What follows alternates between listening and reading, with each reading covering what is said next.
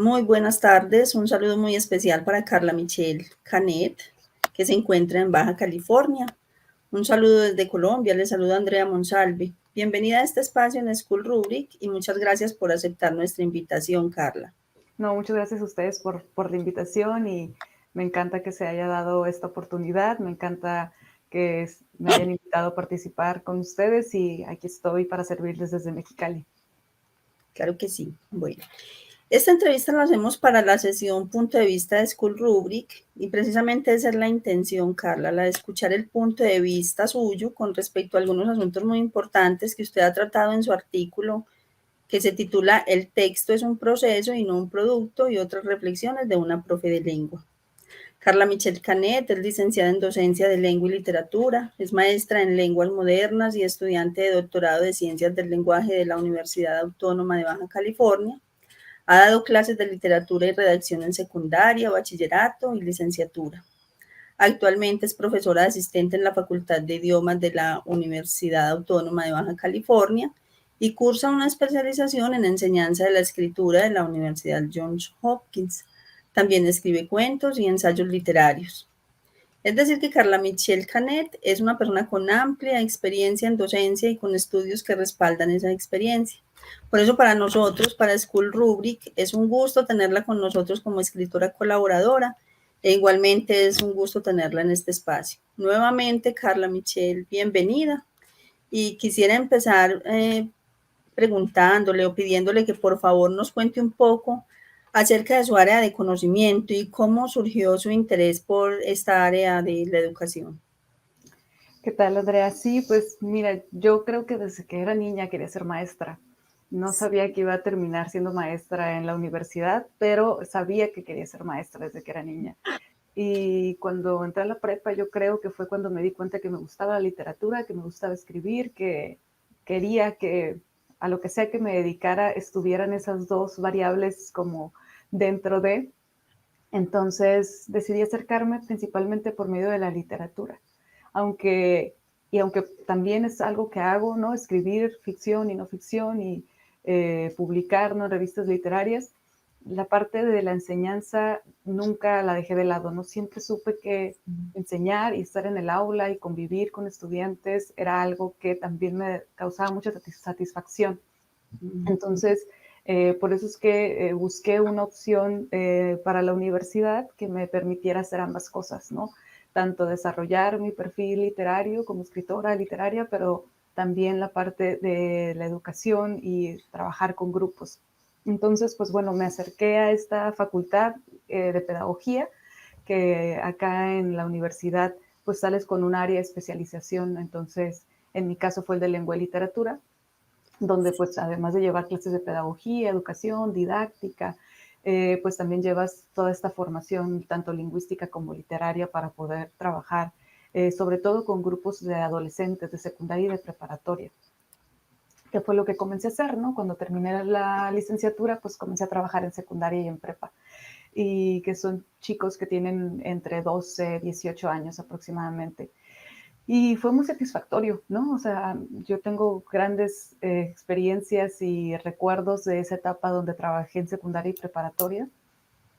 Y pues Sí. bueno, después mis intereses y mi curiosidad y etcétera, pues me llevó a continuar mi formación académica con una maestría, en este caso ahorita estudiando el doctorado, y pues eso me llevó a posicionarme dentro de la universidad como docente, que es donde ahorita estoy, ¿no? Actualmente, y pues también es una experiencia distinta, pero que sigue siendo muy satisfactoria y donde también hay otros aspectos importantes a reflexionar como docente. Entonces me gusta muchísimo estar en la universidad trabajando con futuros docentes, ¿no? La mayoría de ellos están aquí en la Facultad de Idiomas para ejercer la docencia. Entonces, pues bueno, me llama la atención estar de este lado ahora.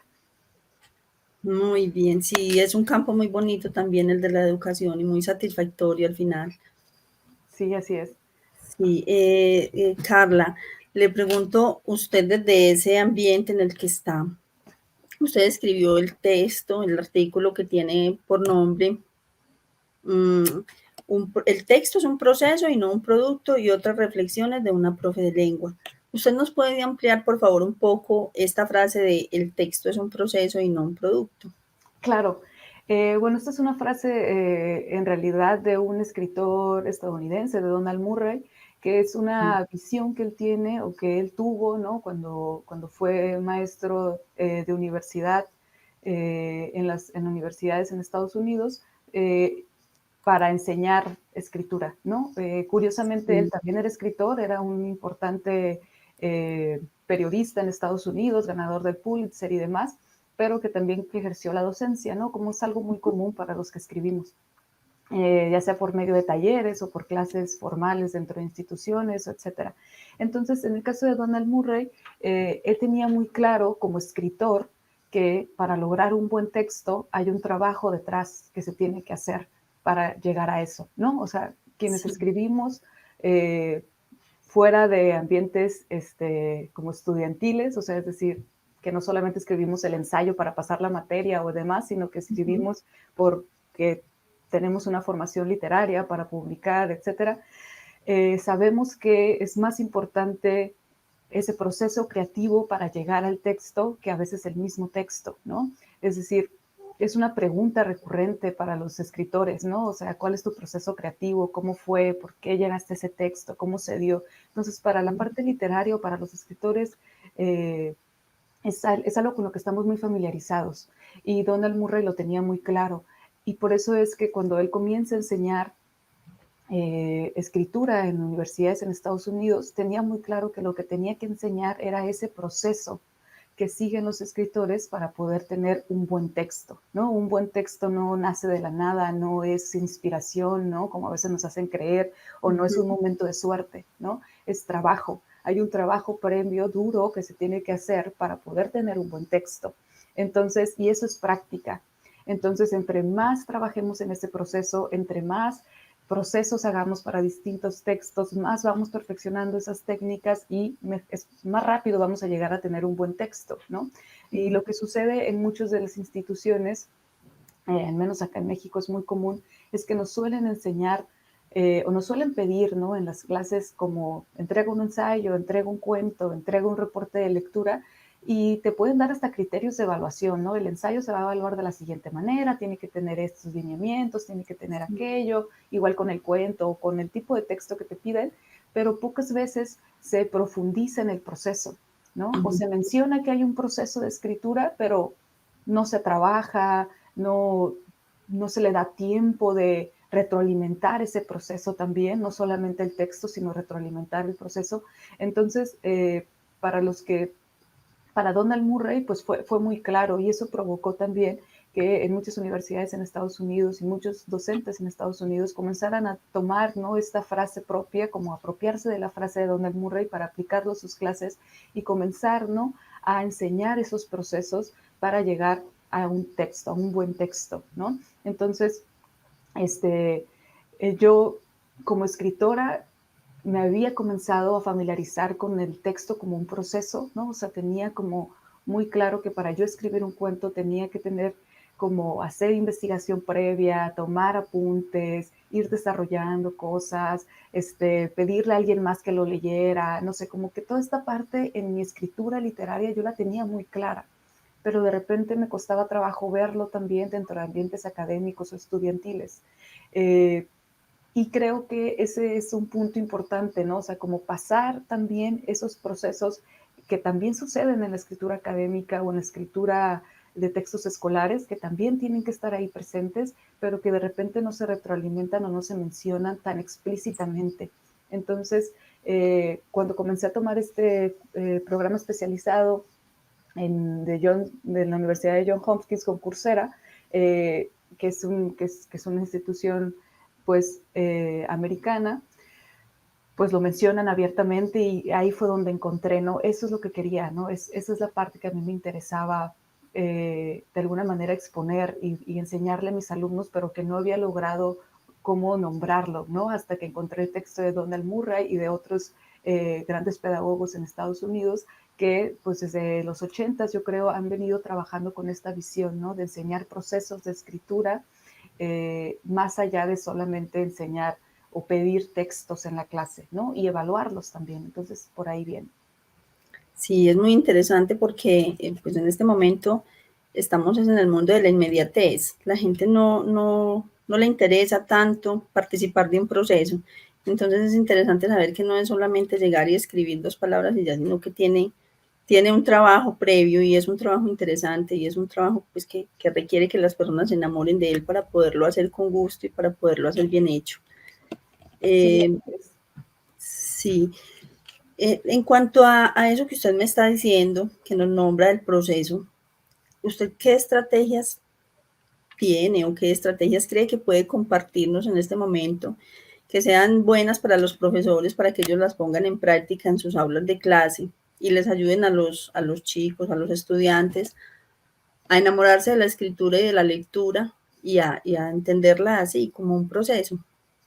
yo creo que aquí es importantísimo para comenzar a acercarlos a la lectura, darles la libertad de que ellos descubran qué es lo que les gusta leer, ¿no? De repente hay mucha imposición de la lectura en las clases, entonces se comienza a asociar como un castigo o como me ponen a leer porque no sé, me están regañando o algo por el estilo, ¿no? A mí me tocó ver cuando trabajaba en secundaria, de repente maestros, yo me iba a la biblioteca a trabajar a veces con mis estudiantes o no sé, como ese tipo de estrategias, y de repente llegaba un alumno así cabizbajo, ¿no? Porque el profesor lo había regañado y como castigo lo había mandado a leer a la biblioteca, ¿no? Mm, Entonces era como, no, pues ¿qué le digo, no? O sea, obviamente es un estudiante que está asociando la lectura con algo negativo, ¿no? En lugar de algo positivo, en lugar de ser un premio de tienes tiempo de leer lo que tú quieras, entonces no, vas a ir a leer algo específicamente como castigo porque no entregaste la tarea, porque no estabas platicando mucho en clase, no sé, ¿no? La situación que haya pasado que desconozco, ¿no? Nada más veía yo llegar de repente a los estudiantes.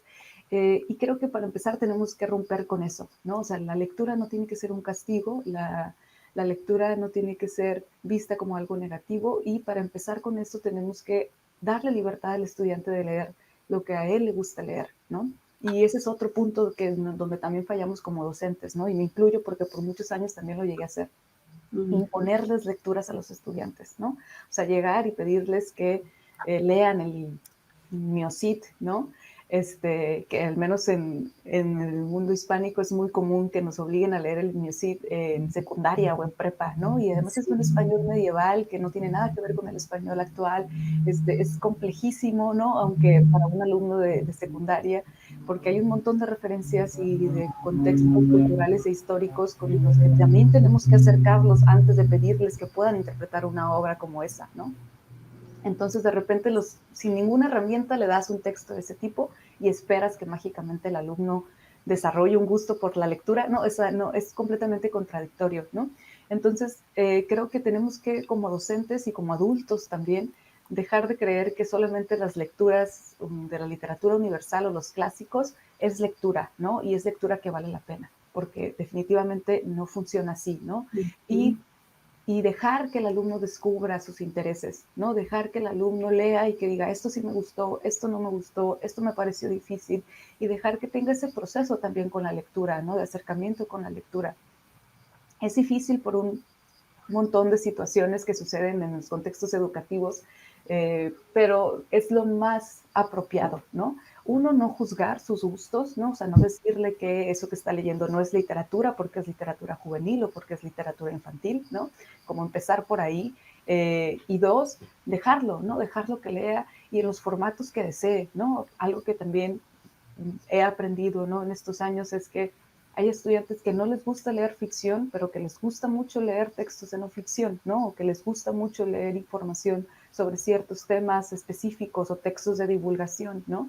Entonces, ¿por qué no dejarlos también como explorar eso, esas otras posibilidades, ¿no? O hay luego chicos que les gusta mucho leer sobre política o que les gusta mucho leer sobre historia o no sé, ¿no? O sea, intereses que van más allá de la literatura y que siguen siendo prácticas de lectura, pero que constantemente queremos que a fuerzas lean literatura, ¿no? Y literatura clásica y literatura de tal tipo, ¿no? Entonces, y dejamos fuera un montón de textos que son valiosísimos y que también le van a dejar ciertas enseñanzas importantes a los estudiantes, los dejamos de fuera porque queremos que lean el Quijote de la Mancha, ¿no? o Sí. queremos que lean, no sé, otro tipo de textos. Entonces, yo siempre trato de recomendar eso, ¿no? O sea, que dejen que el alumno descubra sus intereses y que se acerque a la literatura a partir de eso, ¿no? O a la lectura a partir de eso. Y a través de los distintos géneros que hay, ¿no? Habrá chicos que les guste más leer poesía, o chicos que les guste más leer narrativa, o ensayo, o lo que sea, pero tienen que descubrirlo y nosotros tenemos que ser esa vía para que lo descubran y que ellos puedan continuar con sus ejercicios de lectura propios, sin que dependan de nosotros, ¿no? Entonces, pues, y no regañarlos, ¿no? O sea, Ujú. aquí te traigo un ensayo, no les gustó, bueno, algunos sí, a otros no, no pasa nada, no es grave, no tiene que gustarnos todo en la vida, ¿no? A nosotros tampoco nos gusta todo lo que leemos, Ujú. no pasa nada, pero bueno, vamos a intentar ahora con esto, o con esto otro, o con este tema, o con este género, ¿no? Y vamos explorando a ver qué pasa, a ver qué piensas, a ver qué te hace sentir, ¿no? Porque luego también queremos siempre evaluarlos, ¿no? Lee esto, pero dime qué entendiste, qué pasó con este personaje, ¿no? Entonces es como, ay, no, no me dejan leer a gusto, ¿no? Siempre hay una evaluación de por medio. Entonces, pues hay que dejarlos, ¿no? A ver qué sucede y que se acerquen a eso. Y a veces solito comienza el proceso de escritura a partir de eso, ¿no? Es como en la mayoría de los casos, entre más lees, te va dando curiosidad por escribir, ¿no? Y creo que un acercamiento importante para la escritura, sobre todo con adolescentes, tiene que ver con dejarlos escribir también lo que a ellos les interesa, ¿no? Quieren hablar de lo que a ellos les importa, de lo que ellos están viviendo, de lo que a ellos les mueve, ¿no? Entonces hay que dejarlos que exploren eso en la escritura y tal vez ya que se sienten cómodos escribiendo, ¿no? Que no se sienten juzgados al momento de escribir, tal vez ya podemos llevarlos, ¿no? A otro tipo de textos o explorar, ¿no? Otros temas, pero primero tenemos que generar una confianza en ellos, ¿no? En su escritura y en que sí pueden escribir y en que no pasa nada si se equivocan, ¿no? O sea, porque todos nos vamos a equivocar y es parte del proceso, ¿no? Sí, eso es el trabajo de la educación, sabemos que es de la mano tanto la escuela como en las familias. Y en ese orden de ideas, ¿qué recomendaría usted también para los padres de familia, para que motivaran a sus hijos desde los hogares, que también es muy importante, porque el trabajo solo no lo puede hacer la escuela definitivamente?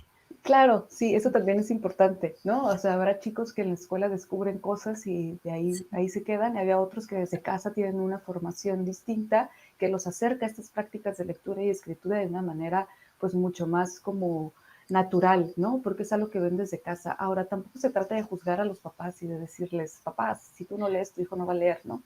Ujú. Hay un montón de situaciones culturales que intervienen en por qué leemos o cómo son nuestras prácticas de lectura en casa, ¿no? O sea, que tienen que ver con aspectos sociales, políticos, económicos, ¿no? Y demás. Eh, y que por eso yo tampoco creo que sea la solución decirles a los papás, tienes que leer en casa, ¿no? Si se puede está genial, pero si no, pues bueno, no pasa nada. Creo que acercarlos, ¿no? A la lectura desde el hogar puede ser desde distintas vías, como permitirles que tengan libros cerca, ¿no? Libros de sus intereses, pero, pero también dejarlos que lean lo que encuentren, ¿no? O sea, si están leyendo en internet o en periódicos o en revistas en línea, que no son necesariamente texto físico, ¿no? Dejarlos que exploren eso, ¿no? O dejarlos que lean, no sé, por ejemplo, hay muchas prácticas de lectura interesantísimas que suceden en Twitter, ¿no? Con por medio de los hilos de Twitter que se han vuelto como muy populares en los últimos años y que están llenos de información muy valiosa y que no son formatos tradicionales, pero que permiten ejercitar la lectura, ¿no? Y acercar a jóvenes a la lectura o a cierto tipo de conocimiento específico, ¿no? Como un medio de divulgación. Entonces creo que el papá no juzgue tampoco como esta parte de que tantas horas pasa frente a la computadora, muchas horas las pasa leyendo en realidad, ¿no? O sea, muchos de los ejercicios que hacemos al estar en Internet son de lectura, ¿no? De codificar el código, pero también de interpretar el mundo digital. Entonces, yo creo que por ahí, ¿no? Que creo que es lo que más solemos juzgar de repente como adultos, es está todo el día en la computadora, está todo el día en el teléfono, pero en realidad mucho de ese tiempo también interviene en procesos de lectura. Entonces, y también de escritura, ¿no? O sea, el momento de tú poner un quote en redes sociales, ¿no? Una publicación en redes sociales, estás escribiendo, ¿no? Y estás escribiendo bajo un formato distinto y bajo ciertas características distintas a lo que te van a pedir en la escuela o a lo que te van a pedir en la universidad, pero Sí, sigue siendo un proceso de escritura al final de cuentas y de argumentar a veces, ¿no? O de exponer una idea que es importante al final de cuentas, ¿no? O sea, está ahí esa parte, entonces creo que eso sería importante, ¿no? O sea, como no menospreciar estas expresiones que se dan en el mundo digital y poder encaminarlos, ¿no? Y si tu hijo te llega a decir que quiere un libro, pues buscar la forma de poderlo conseguir, ¿no? Así parezca un libro que no sé, a lo mejor de una literatura que no nos guste, ¿no? Pero dejarlo que él se acerque a eso, ¿no?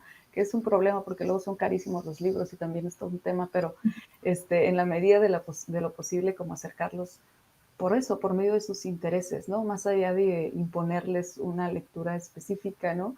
Pues dejarlo que explore eso, ¿no? Y bueno, hay actividades como que son creo yo, importantes, como cuando hay una feria de libro, poder ir a la feria de libro, ¿no? Cuando hay una presentación de algún tipo, poder llevarlo, ¿no? Pero siempre que sea algo que sí quiere hacer el alumno, ¿no? O sea, ujú, claro, el papá lo puede sugerir como hay una feria de libro, ¿qué te parece si vamos, echamos una vuelta y encuentras algo de tu interés, ¿no? O va a haber una presentación de este tipo, o van a presentar un libro, no sé, ¿no? Como ese tipo de actividades.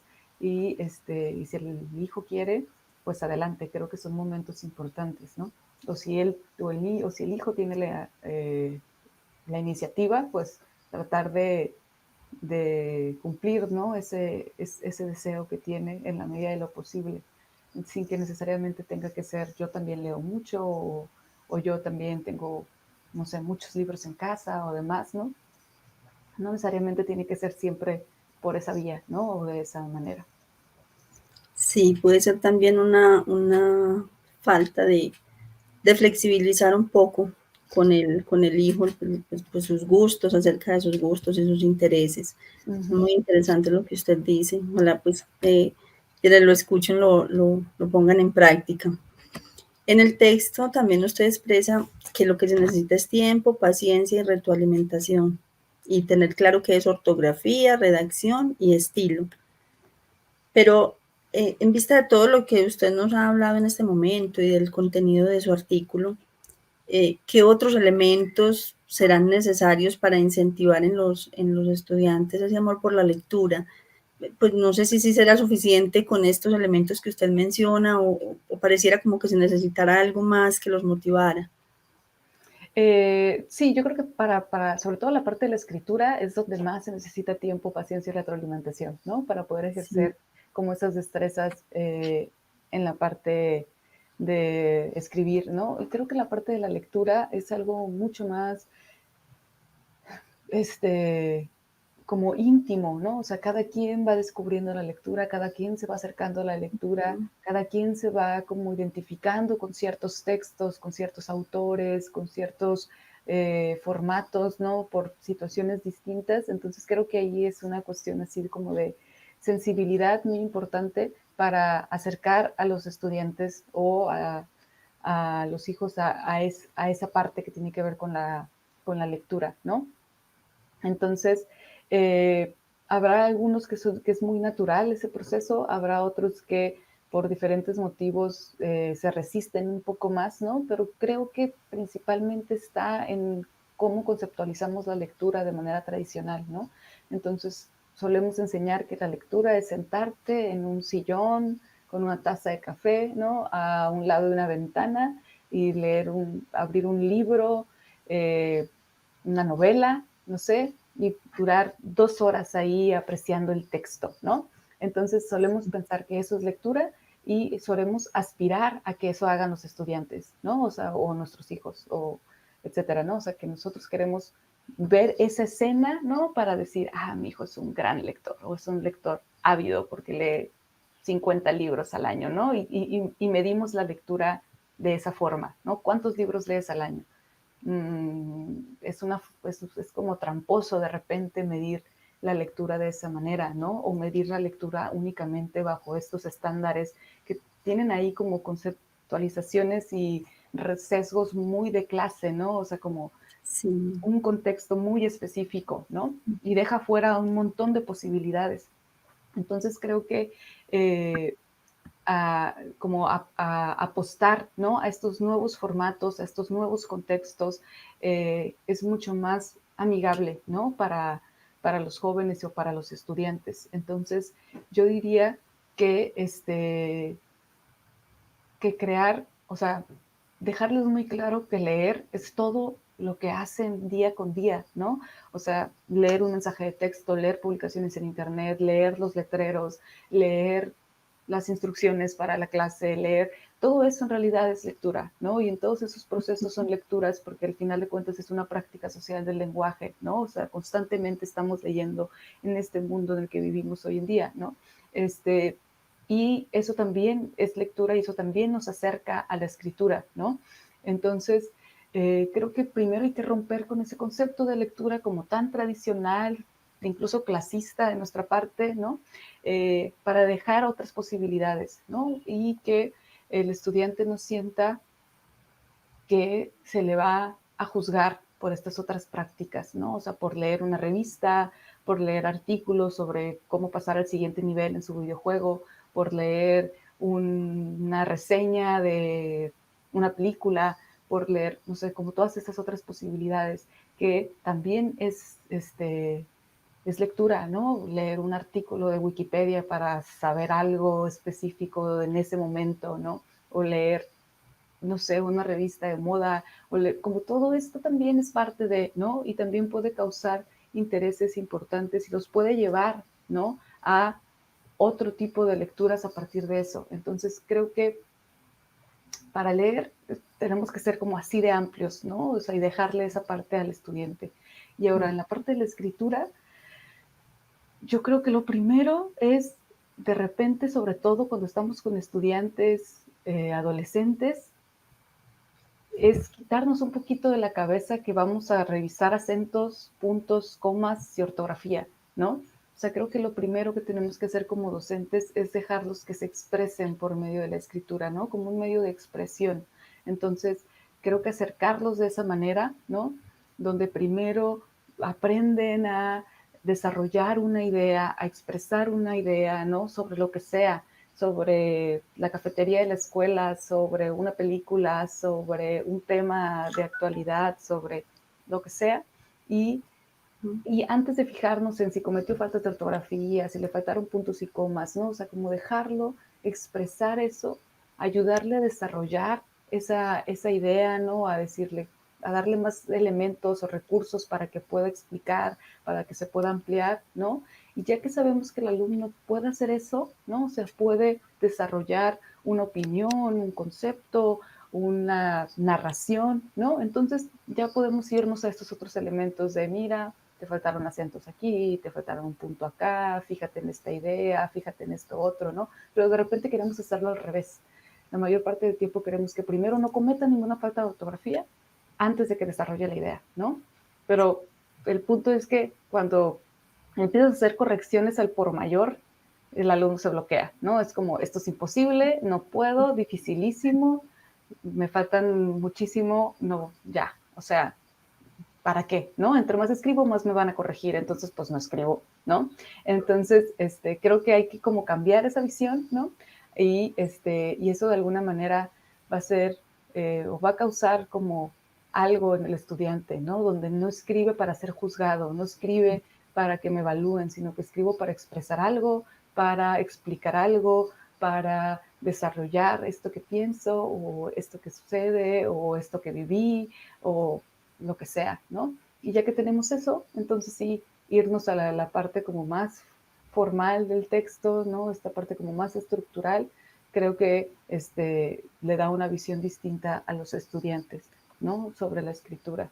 Entonces, que de alguna manera ahí entra la parte del tiempo y la paciencia y la retroalimentación, ¿no? Y sobre todo compartir esos textos, ¿no? O sea, que los estudiantes no sientan que solamente es para el profe, ¿no? Sino que a lo mejor es para ellos mismos también, ¿no? O sea, un texto para mí, para yo expresarme, para yo sentirme bien, o un texto para mis compañeros, ¿no? De clase, para contarles algo, para no sé, ¿no? O sea, no solamente para que el profe me ponga una calificación. Sí, con respecto a lo que usted menciona, quisiera saber, aunque ahí ya están pues, tocados muchos elementos que tienen que ver con la pregunta, última pregunta que le tengo, y es su opinión. ¿Cuál es su opinión acerca de que en la actualidad estas nuevas generaciones no se interesen por leer y escribir? Pues es que no se interesan por leer y escribir lo que nosotros queremos que lean y escriban, ¿no? O sea, Sí, sí, entonces sí, sí. es ahí cuando decimos eso, ¿no? O cuando Ujú, vemos a las personas adultas muy preocupadas, ¿no? Porque, ay, es que ahora los jóvenes no quieren leer a Gabriel García Márquez, ¿no? ujú, O ahora los jóvenes no quieren leer a, no sé, grandes figuras de la literatura hispanoamericana, ¿no? ujú, Entonces, por lo tanto, nos interesan por la lectura, ¿no? O sea, porque asociamos que la lectura es únicamente eso. Entonces, creo que primero esto que ya mencionábamos, ¿no? De cambiar esta visión de qué es lectura, o sea, qué es por lo que se interesan y que va más allá de la literatura y va más allá de los textos canónicos de la literatura y permitirnos conocer qué es lo que les interesa leer, porque sí ujú, leen, ¿no? O sea, hay prácticas de lectura que realizan, solamente que las ignoramos, ¿no? O sea, como que, no, eso no es lectura, ¿no? Pero si nos interesamos por eso, por identificar qué es lo que sí les gusta leer, este, en dónde leen, ¿no? En qué formatos leen, en qué espacios, en qué momentos, ¿no? Bajo qué criterios de alguna manera lo hacen. Creo que interesarnos por eso y conocerlo es mucho más importante que juzgar que no leen lo que nosotros queremos, ¿no? sí, Entonces, y también nos va a dar a nosotros pautas, ¿no? Para poder guiarlos, ¿no? En diferentes procesos. O sea, si me doy cuenta que les gusta leer cómics, ¿no? Que es algo que está como en boga y que desde hace unos años se estudia, ¿no? Como todos los procesos que intervienen en leer un cómic, ¿no? O una novela gráfica, pues nos podemos acercar a ellos por medio de eso, ¿no? Porque al final de cuentas hay elementos ahí de narrativa, ¿no? Hay elementos ahí de desarrollo de personajes, de tiempo, de espacio, ¿no? De la trama, de la anécdota, de un montón de cosas que al final es teoría narrativa y se aplica tanto en una novela como en un cómic, ¿no?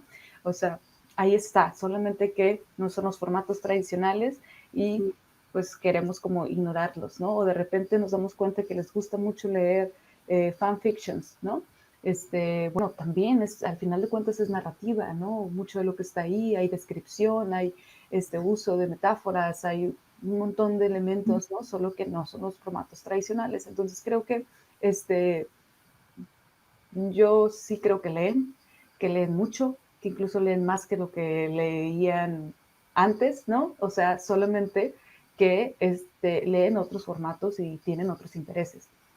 Entonces tenemos que conocer esos intereses, ¿no? Y tenemos que conocer esos formatos para poder acercarnos a ellos o poder guiarlos o poder incluso producir esos textos, ¿no? O sea, yo me doy cuenta que sí es algo que está cambiando, ¿no? Porque pues ya hay premios exclusivos para novela gráfica, ¿no? En los países, ¿no? En las instituciones de cultura y demás ya se premia este tipo de literatura, ¿no? Se premian como otras manifestaciones literarias que no son las convencionales, ¿no? Otros géneros híbridos, otro tipo de lecturas que están ahí y que también son interesantes luego para los estudiantes, ¿no? Entonces creo que, o para los jóvenes, entonces creo que sí leen, yo de eso estoy convencida, pero tenemos que conocer qué leen, ¿no? Y acercarnos a lo que ellos leen, ¿no? Y no menospreciar esas prácticas de lectura, ¿no? Si les gusta leer hilos de Twitter sobre cualquier cosa, ¿no?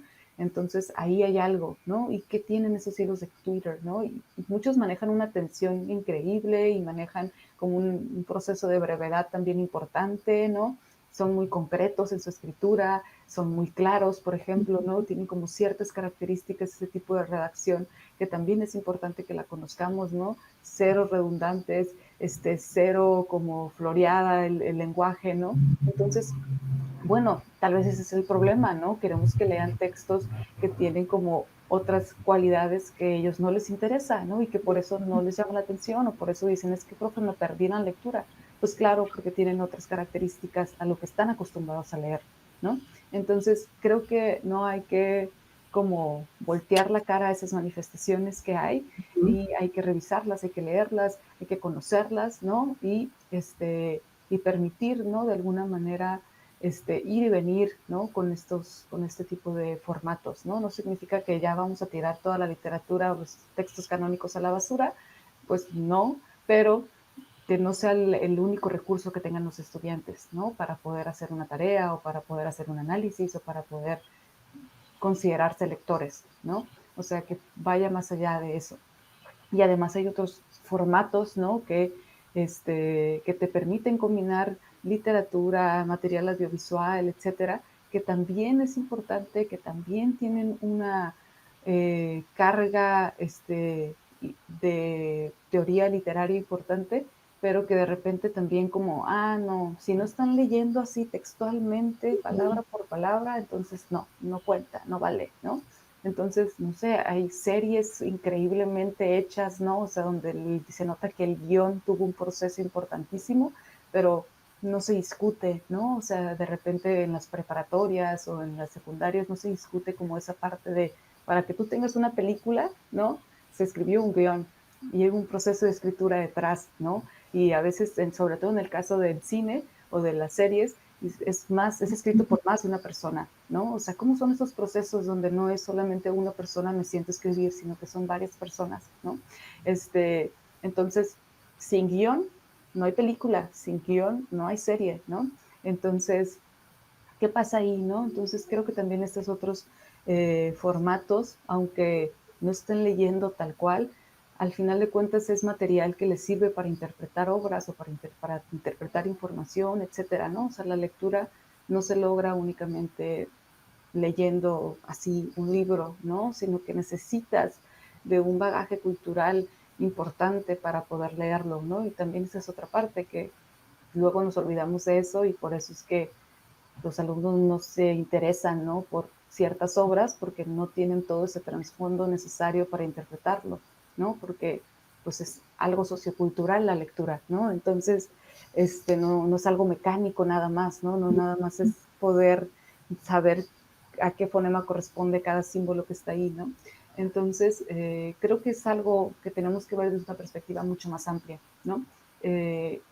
Para poder decirle al estudiante como, mira esta película, mira esta serie, y ahora sí, lee este ensayo, lee este libro o lee este cuento, ¿no? Y eso les va a permitir crear inferencias, ¿no? O entender ciertos aspectos que a lo mejor no están en el cuento, que no están en el libro, que no están en el texto, pero que en un material de cierto tipo identificaron cosas o ven cosas. Entonces, ese tipo de relaciones, yo apuesto más por eso, ¿no? Sí, sí, tienen razón, Carla. Además, en este momento que estamos en la época de la imagen, a los jóvenes, pues, les gusta más todo lo visual.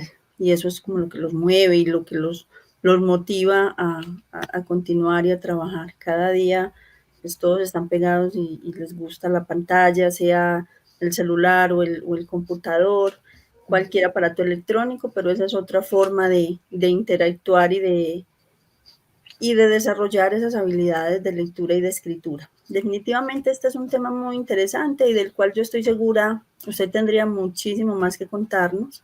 Por eso los invito a todos para que se conecten e ingresen a Twitter y a Instagram. Si usted nos regala, por favor, cuáles son sus direcciones en Twitter y en Instagram. Yo estoy como @MichelleCanet, que es mi nombre, en Twitter, en Instagram, ¿no? En casi todos lados me encuentran como @MichelleCanet, que es donde suelo compartir desde textos académicos hasta textos literarios que luego escribo y tal. Entonces por ahí me pueden contactar o pues estoy en la Facultad de Idiomas de la Universidad Autónoma de Baja California y ahí también, ¿no?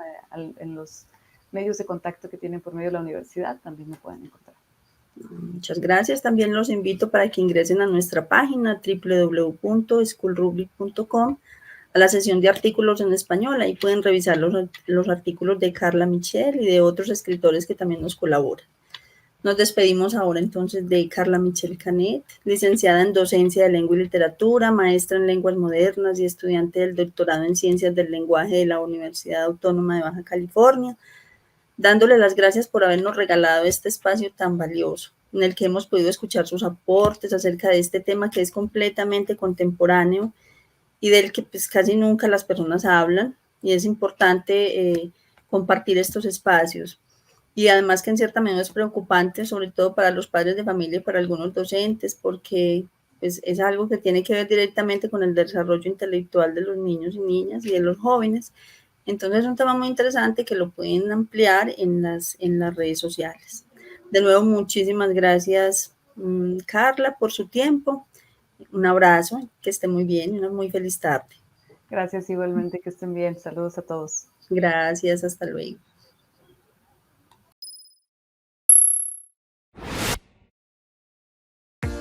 Gracias por ver y aprender con nosotros en School Rubric, con educadores de todo el mundo.